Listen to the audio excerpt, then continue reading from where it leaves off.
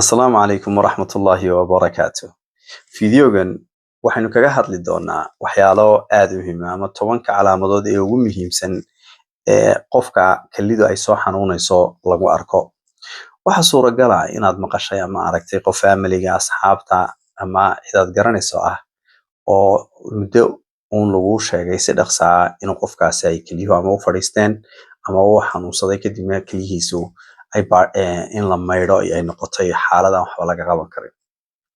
Fiidiyogan waxaynu markaa ku faaqidaynaa oo aynu ku soo bandhigaynaa sidii aynu arrinkaasi qofku isaga oo aan heerka gaadhin inay kaliyuhu fadhiistaan sidii uga hortagi lahaa iyo welibana calaamadihii uu ku garan lahaa inta aanu heerka gaadhin.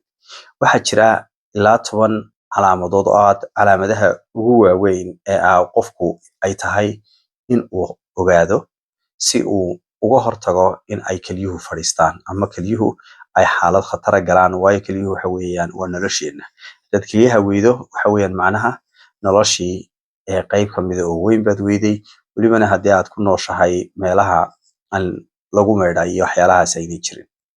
Ta koowaad ee qofka ay tahay inuu ogaado waxa weeyaan hadduu ahaa qof concentrationkiisa iyo inuu qofku wax diirad saaro ama uu focus gareeyo marka uu wax baranayo, marka uu shaqada qabanayo, marka uu wax daawanayo, fiicnaa uu arko wixii oo hoos u dhacaya, decrease ku dhacayo. Focuskiisi wax akhriska, focuskiisi wax fahanka iyo qofku xataa drivingkiisa hadduu gaari wadi jiray qaabku u wadi jiray wixii oo hoos u socda. Hadduu arko qofku hore u daalayo, hore concentrationkiisa u yaraanayo, inkastoo ay jiri karaan xanuuno kale oo keena sida indho xanuunka iyo madax xanuunka iyo waxyaalo badan oo kale ay jiraan, laakiin kaliyuhu waa iyaguna calaamadaha aynu sheegi karno ee yareeya laba sababoodna weeye.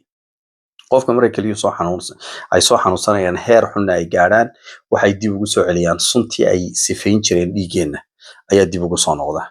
Taasa waxay sababtaa maxay in qofkani ay kaliyihiisii u sheegayso leedahay sun ayaan soo celiyay saawid concentrationkaagii iyo qaabkii qofku u fikri jiray ayaa sumoobay. Macnaha sumow baa jirka ku jira, sidaas ayaa ay khatarta weyni ay timi. Marka qodobkaasi waa qodobka koowaad. Haddii concentrationka iyo daal qofku isku arka aad u fara badan waa inuu iska soo baaraa inay kaliyuhu ay xanuunayaan iyo in kale intaanu heerka aynu ka digaynay aanu gaadhin. Waxaynu u gelaynaa qodobka labaad. Qodobka labaad ee aynu halkan kaga hadlaynaa waxa weeyaan qofku haddii uu dhiigkar leeyahay. Dhiigkarku waxa weeyaan waxyaalaha dhaawaca ayuu ka mid yahay kaliyaha. Qofku dhiigkar leeyahay isagoo dhiigkar leh qofku dareemo in kaadida oo kale ay aad u gubayso, marmarka qaarna oo dhibco yar oo dhiiga isku arko kaadida ah, dhiigkarna leeyahay. Qofku dhiigkar leeyahay waxyaalaha iyadana lagula talinayo waxa ka mid ah ee ugu muhiimsan. Waayo dhiigkarku waxa weeyaan waxyaalaha dhaawaca waxa weeyaan baa la yiraahdaa kaliyaha isku cagsi weeye. Yacni مثلا qofkan dhiigkar ku leeyahay dhiigkarku wuxuu dhaawacayaa kaliyaha. Kaliyihii markay dhaawacmaan haddana dhiigkarkii bay siyaadinayaan. Haddana dhiigkarkii markuu siyaado kaliyihii buu ku noqonayaa, kaliyihii baa haddana dhaawacaya. Haddana kaliyihii baa dhaawacmaya, dhiigkarkii baa haddana siyaadinaya. Marka waa laba isku shaqo ah oo shaqadoodu weliba ay siyaadiso ta kale. Haddii kan xumaado kan kalena wuu xumaanaya wuu ka sii daraya. Markuu kan ka sii daro kii kale haddana ka sii daraya. Marka waa waxyaalaha very important ka qofka dhiigkarka leh. Dadka dhiigkarka leh inaga aad bay noogu badan yihiin guud ahaan Afrikaanka, gaar ahaan inaga Soomaalida aad iyo aad bay noogu badan yihiin. Qodobka saddexaad ee aynu kaga hadli karno waxa weeyaan qofkani wuxuu qof orodyahanaa socod badan sameeya, kaabada dhaadheer fuula, laakiin muddo dhow unbaa waxa ku dhacday in qofkii naqaskiisii uu adkaaday, sidii wuxuu culays laabta ka dareemayo, socodkiisa uu yaraaday, neefsigu uu ku adkaanayo. Waxay yidhaahdaan laba sababood baa keeni kara. Mid waa midda sunta ah, midna waxa weeyaan biyihii jirka ayaa ku fadhiisanaya. Markay laabta ku fadhiistaan ee ay buuxsanto laabtu ayaa waxa qofka ku dhacaysa in ay shortness of breath ay ku dhacdo oo qofkaas uu neefsan kari waayo ama neeftiisii ay xumaato. Taasina waxa weeyaan waxyaalaha very important ka ah qofku haddii uu dareemo inuu isla markaaba iyadana dhakhtar u tago. Waxyaalo kale oo sababi kara way jiraan, aad bayna u badan yihiin. Sidaa awgeed waxaanu rabnaa wax sababta u sheegaynaa waxa weeyaan in qofkan laga saaro horta inay jirin kaliya xanuun. Wadna xanuun baa keeni kara, waxaa keeni kara sanbabka oo dhibaato ka jirto, waxaa keeni kara waxyaalo kale oo ku simoobay qofkani, waxa keeni karta da'da waxyaalo badan baa keeni kara laakiinse inuu ka saaro taa ayaa very important ah. Kayta afraad waxa weeyaan wax loo yaqaano muscle cramps. Qofkani waxa ku dhacay in waliba gaar ahaan lugaha ayaa waxa ku dhacaya inay electrolyte imbalance u dhaco. Hadduu electrolyte imbalance dhaco waxa weeyaan muruqyadii ayaa isqabqabanaya oo sidii wuxuu qofkani lugtii uu kala bixin kari waayay lugtii oo sidii wax la soo jiidayo muruqyada qaar ay yihiin waxyaalaha qaar ka mid ah oo waliba very important waxyaalaha waxa weeyaan muscle cramps-ka qaar baa wax yar noqda qaarna waxa weeyaan kuwa aad u xoogan kuwa aad u xoogan oo dhibaatadan geysanaya. Qofkani cuncun aanu lahaan jirin ayuu jirka oo dhan ku yeeshay. Cuncunku wuxuu sheegayaa suntii jirka gashay ayaa dib u soo gaadhay xagga sare ee muxuu ahaa skinka. Suntaasi waxay keenaysaa marka qofkaasi in inflammation u dhaco. Inflammationkaasi inuu nooc allergic oo kala ku noqdo qofkii dabadeedna qofkii soqo. Soqitaanka iyo itchinka qofkaasi uu sameynaya ee cunaya jirku iyaduna waxay u noqon kartaa calaamad aad u weyn inay dhaawac ka jiro ama ay dhaawacantay kelida qofka. Marka calaamadda shanaad waxa weeyaan iyada very important qofka hadduu itching aanu lahayn arko iyaduna waxay ka mid tahay calaamadaha uu u baahan yahay qofkaasi inuu ogaado kelidiisa inuu ka warhayo soo taskareeyo. Qofkani wuxuu ahaa qof cunto fiican cuna caafimaad qaba aroortii mar qura baa waxa ku dhacay inuu appetite-kii iyo cuntadii uu cuni jiray sida fiican cuni jiray baa uga dhadhami weyday cuntadii uu joojiyay cunto yaraan baa qofka ku dhacday waxa la yiraahdaa loss of appetite. Okay, taasina waxay ka mid tahay calaamadaha waaweyn ee qofka tusaya sidii wuxuu qofka caloosha u buuxdo oo kale cuntadii aanu u baahnayn hatta xiisiga cuntada uu hayay ayaa ka go'aya. Taasina waxay tilmaamaysaa waxyaalo kale oo keena way jiraan calaamadahan aynu sheegayno laakiin maadaama maanta kaliyaha ka hadlayno waxaan ku talin lahaa qofka hadday taasi noqoto inuu kaliyihiisa horta soo jeegareeyo waayo balaayo ka subxaanallaysata ilaahay caafimaadka inoo ziyaadiyo. Taas waxay tii lixaad waxaynu u gelaynaa ta toddobaad oo ah wax loo yaqaano persistent fatigue and weakness. Qofkani guud ahaan inkastoo aynu qodobada hore wax kaga darnay laakiin qofkani wuxuu noqday ama caado u noqday daal joogto ah. Ninkii shaqada qaban jiray aroortii kalihii jiray ayaa waxa joogto u noqotay inaanu kicin inuu noqdo qofkani la yiraahdaba qaadir ah laakiin waxa laga yaabaa qofka qaadira iyo soo jeed iyo waxyaalahaasi ayna kari jirin oo ha qofka 2 saac 3 saac markuu socdo ku filan tahay kici jiray shaqadiisa geli jiray mar qura baa waxa looga taag waayay qofkii inuu caajis iyo wax qabad luwaa taasina waxa suuragal ah inay dhibaato ka jirto kaliyihiisa suntuna ay dhibaatada keentay oo iyadana uu baahan yahay inuu soo jeegareeyo.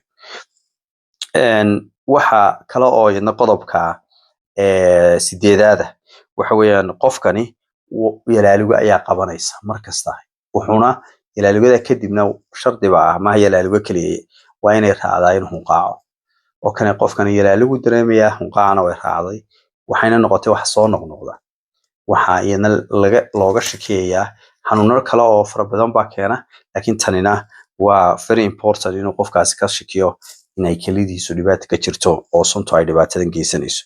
Diima waxa la yiraahdaa ma swelling qofkani barar ayaa lagu arkay jirkiisa oo dhan baa bararsan gaar ahaan lugaha ayaa aad iyo aad u bararay wax kale oo dhibaatooyin oo qofka lagu ogaamay jirin indhaha iyo agagaarkooda ayaa iyaguna bararay bararkaasi waxa weeyaan waxyaalaha iyaguna calaamad weyn u ah inay kalidii ay cabanayso oo dhibaato weyn ka jirto. Marka haddii qofka lugihiisu ay bararaan gaar ahaan inta hoose sida ankle-iska iyo wixii ka hooseeya barar lagu arko gacmihiisu ay bararaan iyo wax la yaqaano fluid retention baa ku dhacay yani dhiigii biyihii laga saari lahaa jirka ayaan laga saarin xanuuno kala keena sida wadna xanuunka beer xanuunka iyo qaar ka mid ah way keenaan laakiin iyadana waa very important in la ogaado in kaliyuhu ay noqon karaan source-ga dhibaatadan ka timid. Ta ugu muhiimsan ay dadka qaar ignore gareeyaan oo tan ugu dambaysa ee tobnaad waxa weeyaan kalarkii kaadida qofka ayaa isbedeshay. Tusaale ahaan qofkaasi wuxuu bilaabay in uu ku arko dhiig inuu la socdo ruuxa kalidiisa waxaa laga yaabaa inay dadka qaar waa kaadi dhiig yidhaahdaan in loo qoro dawooyinka kaadi dhiigga iyo wax lamid ah, laakiin in kelida lafteeda la hubiyaa waa very important inay dhibaatada ka dhacday. qofkani waxaa ku dhacday isagana inay kaadidu habeenkii toosiso saqda dhexe, isagoo oo wax dhibaataa qabin, isagoo aan macaan lahayn, ayuunbaa saqdii dhexe wax toosinaysaa si uu u kaajo. Frequent urination buu yeeshay habeenkii. wuxuu ku arkay sidii xoor oo kale ayuu kaadidiisa ku arkay. xoorka maaha marka aynu kaadida meel fog intaad mararka qaar meelo aad taagnida ku kaadida ama wax lamid ah ay samayso maaha. kaasi waa ama xayawaanka markuu dee aad kaadida arkayso xoorka ay sameeyaan maaha, laakiin markaad adigoo fadhiyo oo caadi ah waliba toiladadan biyaha leh ee imika casriga ah ayuu ku arkay xoor samaysmay oo aan sidii hore kaadidiisu ay normalka u hayd aan ahayn. taasina waa very important inuu ogaado. waxa kale oo qofkaasi isaguna ay muhiim tahay inuu kelidiisa hubiyo haddii ay xanuun yeelatay. xanuun bay yeelatay markuu qofku kaajayo bilowga iyo dhammaadkaba kaadidii way gubaysaa qofka. haddii kaadida gubitaankaasi bilowday waxa suuragal ah inuu infection ilaa iyo xagga sare gaadha yahay uu dhibaato qofka u geysanayo kelidiisa. qodobyadaasi oo iyagu hoos imanaya qodobkan u dambeeya oo isbedel ku dhacay qaabka uu qofku uu kaadidiisa u guto ama kaadida lafteedaba kalarada ku yimi. qodobkaasi waa very important. qodobkaasaana ah qodobada aynu u baahannahay in aad iyo aad loo hubiyo, waayo kuwa kale inta badan waa calaamin oo qof dee aad u bararay dhakhtar waa u tegayaa. qofka dhiigga isku arkay oo kale waa tegayaa. qofka muxuu ahaa neeftu ay qabatay oo kale waa tegayaa. qofka is cunaya oo kale inkasta oo dhakhtarka skinka inuu tagayo maqaarka laga yaabo ku qaldamo, laakiin waa very important. marka waxyaalahaasi waa waxyaalaha very importantka ah. haddaba si aanad u argagixin unu qofku odhanin markuu calaamada isku arkaba aanu dhakhtar ugu cararin, waxyaalaha muhiimka ee halkan kaga sheekeynayno waxaa kamid ah horta dadka ugu badan ee ku dhacaysa xaaladahani ee u muhiimka tahay fideogani u muhiimka yahay waxa weeyaan kow qofka macaanka qaba iyo qofka qaba dhiigkarka. dad macaan qabto ama dhiigkar qabto calaamadahana isku aragto waa very important inaad u tagto. haddii qofkaasi uu familiga iyo cid kamidii ay lahayd xanuunada keliyaha, qaar hore ay keliyuhu fadhiisteen ama dhibaatadaasi keliya ka jirtay familiga, iyaduna waa very important, waa inuu isaguna u tago. hadduu qofku ka weyn yahay 60 jir, calaamadaha aan soo sheegnay isku arko, iyaduna waa very important, waa inuu qofku uu u tago dhakhtar. haddii qofkani uu dawooyinka isticmaali jiray painkillerska qaar kamida kuwa NSAIDska la yidhaah, mid kamida sida ibuprofen iyo wax lamid haddii isticmaali jiray muddo dheer, taasina waa very important oo calaamadahan isku arko, waayo keliyaha dhibaatay u geystaan haddii muddo dheer la isticmaalo. qofka haddii masalan dhiig aad u badan uu ku arko kaadidiisa, ha sugin islamarkaa waa inuu dhakhtar u tago. haddii ay kaadidu yaraato ama ay joogsato kaadidiisii oo kaadiba ka iman weydo qofka, iyadana waa si dhaqsaan waa inuu dhakhtar ugu tago. haddii uu barar aad u weyn oo degdega oo markaa aroortii lasoo toosay oo kale, iyadana inuu dhakhtarka u tago. haddii uu madax wareer sida wuxuu dhacaya oo kale ah oo iyaduna aan ahayn kuwa dhiig la-aanta iyo waxyaalaha la xidhiidha ayna ahayn, iyadana sida ugu dhaqsaha badan waa inuu dhakhtar u tago. fideogoo dheeraanaya inaha ayaanu kusoo koobaynaa. waxaan rajaynaynaa haddii ay markii koowaad ee nasoo booqato tahay inaad nagu soo biirto. wixii su-aalana aad noogu reebto xagga hoose. wasalaamu calaykum waraxmatullaahi wabarakaatu.